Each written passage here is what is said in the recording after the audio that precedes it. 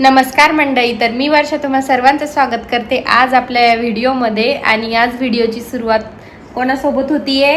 सानू सोबत, हो ना? सानू आज किती परेशान करतीये. आणि आज 12 वाजले तेव्हा मॅडमने आंघोळ केलीये. का बरं? कारण दुसऱ्यांच्याच घरी जाणं सुरू आहे. तू कशासाठी गेलती ग सकाळी? कुठे गेलती तू? भाभीच्या घरी. भाभीच्या घरी? कशासाठी? पूजा करायला, कन्यापूजन होतं तर, नाही का? आणि पायाला काय लावलं दाखव बर तू सगळ्यांना. उभं राहून दाखव, उभं राहून. सान्वी कन्यापूजनला गेलती ना, तर कुंकू लावलंय पायांना, हो ना? आणि सान्वीला ते खूप आवडलं, हो ना बाळा? तर आता सगळी कामं आवरून झाली आहे आणि ते सानूचं खेळणं सुरू आहे. आता म्हटलं तिला झोपी घालावं. आता दुपारी एक इम्पॉर्टंट काम करणं आहे. आता गुढीपाडव्याच्या वेळी मी बिमारच होती. सोड बेटा, 1 मिनिट. आता गुढीपाडव्याच्या वेळी मी बिमारच होती, तर मग माझं ते आमच्या इकडे जे शेंगदाण्याच्या पुऱ्या करतात ना, त्या माझ्या करणं झाल्या नाही. मग यांना खूप आवडतात आणि सानवीला सुद्धा त्या खूप आवडेल त्या, कारण तिला गोड स्पेशली आवडतं आणि त्या खूप गोड असतात. तर मग त्यासाठी आज त्या बनवायच्या आहेत. तर माझा विचार होता की अगोदर हिला झोपी घालावं, कारण ते तळायचं काम आहे. बेटा तसं नाही करू, तर ती झोपलेलीच बरी राहील. पण ती झोपायचं नावच नाही घेते. बघितलं कसं मध्ये मध्ये करणं सुरू आहे, मुद्दाम आवाज करणं सुरू आहे. आणि एवढ्या वेळ मी बोलवत होते तर शेजारच्या घरून येत नव्हती, हो ना?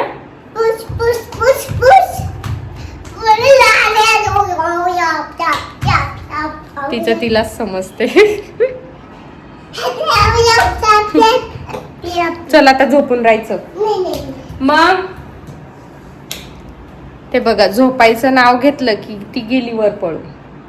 आणि तेच मी म्हंटल की शांत बस किंवा झोप, मला हे काम आहे का, आपण हे करू. अजिबात नाही, झोपणारच नाही. सान्वी, तर चला आता ती वरती गेली आहे, येईलच 5 मिनिटात. जास्त वेळ काही थांबत नाही. तर पुऱ्यांची तयारी करून घेते आता. बाकी सगळं तर त्यासाठी आवरून ठेवलंय. आणि दुपारी पण असं काही नाही आहे एवढं. अगोदर भांडे लावून देते रॅकमध्ये. तर आता शेंगदाण्याच्या पुऱ्या बनवायच्या आहे. तर अंदाजेच घेते मी शेंगदाणे, कारण मला त्याचा भरपूर माप आहे.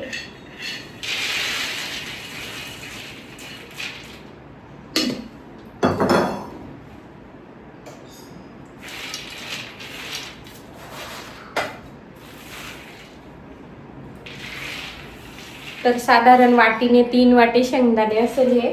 तर आता हे भाजून घेते.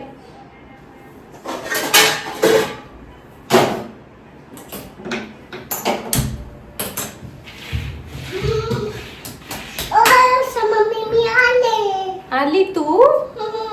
ये मग. मम्मी तू काय बनवतेय? मी का आपल्यासाठी पुऱ्या बनवतीये. कशी आहे सानूची रिॲक्शन? कर एकदा. कसं केलं तू आता? हो खरं? असं केलं? माझं सबस्क्राईबला बशी ते मला दाना दे. दर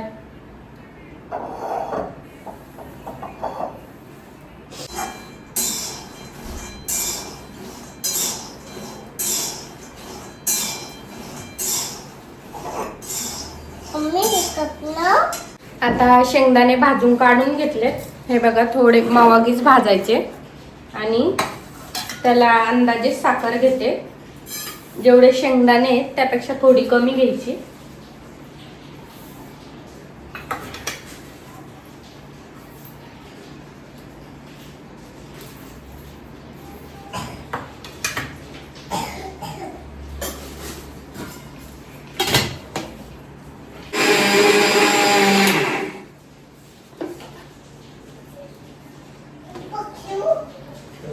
गरम आहे तोपर्यंतच असे बारीक काढून घ्यायचे. एकदम बारीक फाईन पावडर बनवायची, जेणेकरून मग करताना ना पुऱ्या फुटत नाही.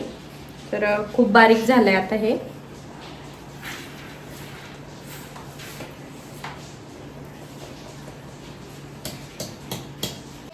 आता ना साखर सुद्धा काढून घेतली आहे आणि शेंगदाणे गरम गरमच आपण मिक्सरमधून काढले, त्यामुळे ते गरम असतात. आणि तशीच जर साखर त्यावर टाकली ना की त्याला पाणी सुटते. मग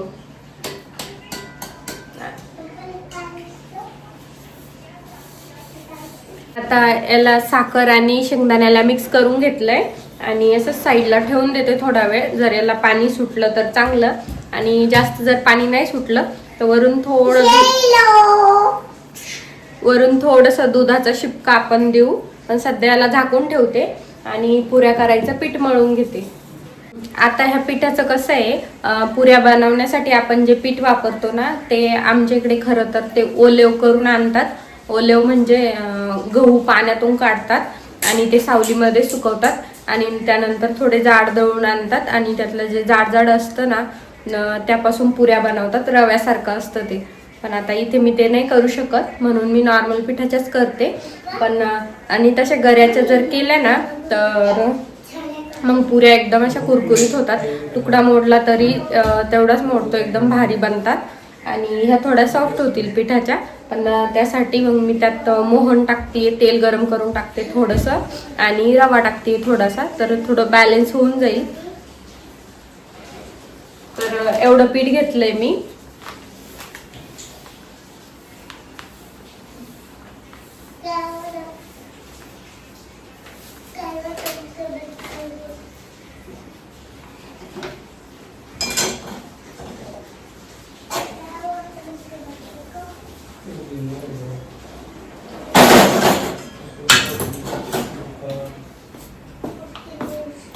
आणि आता त्यात मोहन टाकून घेतलंय तर त्याला मळून सुद्धा घेते. गरम असल्यामुळे यानेच हलवते.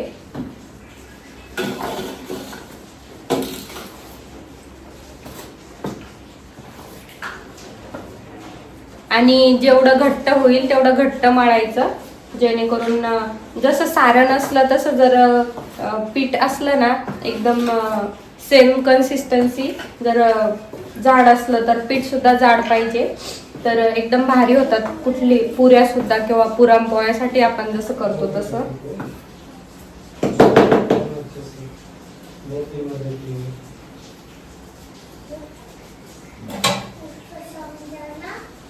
आता मस्त मळून घेते हे पीठ.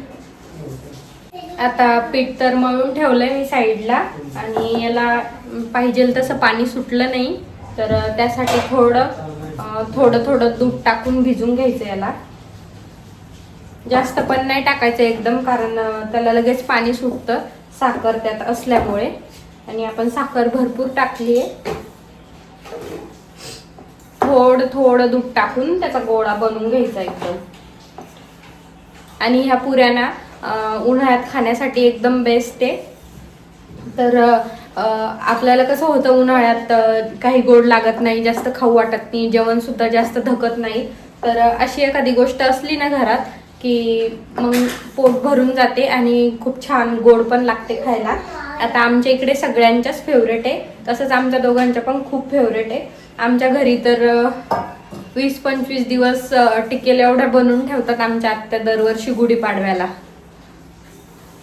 पण यावर्षी मी खूपच बिमार होते सर्दीमुळे, मला ते तळायचं नव्हतं काही गुढीपाडव्याच्या दिवशी, त्यामुळे मी केल्याच नाही. पण मग या निमित्तानेच होतात आणि त्या उन्हाळ्यातच करायला आणि खायला छान वाटतात, त्यामुळेच म्हटलं चला करून घेऊ. आणि यांचं पण सारखं असतं, यांचं आणि सानूचं मम्मा काहीतरी दे खायला. आणि असं गोड खाल्लं की थोडं छान वाटतं. दुसरी कशाची एवढी इच्छा राहत नाही खायची उन्हाळ्यामध्ये, एकतर थंड नाही तर गोड, याच दोन गोष्टी खाऊ वाटतात. आता बघा छान असा गोळा होतो याचा, तर मस्त गोळा बनवून घेते आता याचा. जास्त दूध काही टाकायचं नाही, तुम्ही सुद्धा ट्राय करून बघा.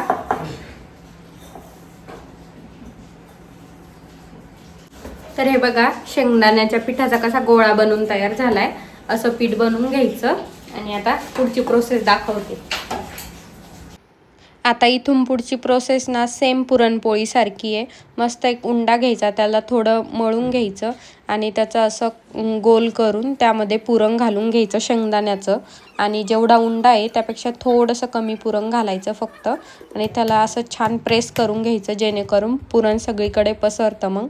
आणि पुरी फुटत नाही किंवा ते पुरण एक साईडलाच जात नाही फक्त.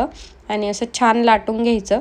आता मला तर फुटल याचीच भीती आहे, पण बघू आता समोर काय होतं. तसं पुरण आणि पीठ दोन्ही तर सेम झालेलं आहे.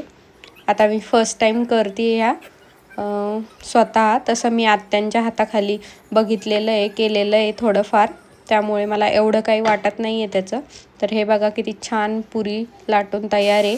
असं वाटत तर नाही आता ही फुटेल म्हणून, पण बघू आता पुढे काय होईल. तर त्याचं सांगता नाही येत, कधी कधी फुटतात पण आणि कधी कधी खूप छान पण येत आहे. तर मस्त टम्म फुगत आहे. आता त्याच्या वाणावरून तर वाटतंय छान होतील, आता माहीत नाही. मस्त झाल्यात पुऱ्या. आता इथे आज ना इंडक्शनवरतीच तळणं सुरू आहे, कारण आता गॅस तर आम्हाला भेटेल असं वाटत नाही. त्यामुळे म्हटलं गॅस जेवढा वाचवता येईल तेवढा वाचवला तर बरंच आहे. आणि हे बघा इथे आता एवढ्याच तळायच्या राहिल्यात, बाकी सगळ्या मी इकडे तळून घेतल्यात.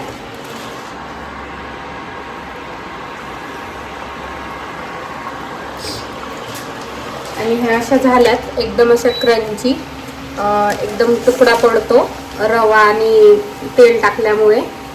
तर खूप छान झाल्यात. यांना सुद्धा दिल्या टेस्ट करायला, हे पण म्हटले खूप छान झाल्या. माझ्या पुऱ्या तळून झाल्या आणि लगेच मॅडम उठल्या. तर बघा आता इथे मॅडमला टेस्ट करायला दिल्यात पुऱ्या आणि तिला मी विचारते की बाळा कशा झाल्या. तर आता रिॲक्शन बघा. हळूच छान छान करणं सुरू आहे, पण माझ्याकडे अजिबात बघायचं नाही आणि इथे पप्पाजवळच बसून खायचा हाच हट्ट सुरू आहे. आता यांनी मस्त गाणे लावलेत मागे आणि ती त्यांच्याजवळ बसून खातीये. तिला पप्पाजवळ बसायचंय. आता उठल्यापासून मला हात सुद्धा नाही लावू देते. नाही, माझे पप्पाच फक्त आणि पप्पाच्याच हातांनी खायचं असं सुरू आहे. आता त्या पुऱ्या करून तर मी एवढी थकली, 2-3 तास गेले माझे त्यात. आता थोडा वेळ आराम करणार. चहा वगैरे पिलाय मी करून, ती उठायच्या अगोदरच. आता तिला पुरी दिली आहे खायला आणि थोड्या वेळाने तिला पण चहा बिस्किट देईल. नाहीतर आता आजच्यासाठी ती काही खाणार पण नाही. पुरी आवडली तर पुरीच खात बसेल. तर चला आता थोडा आराम करते.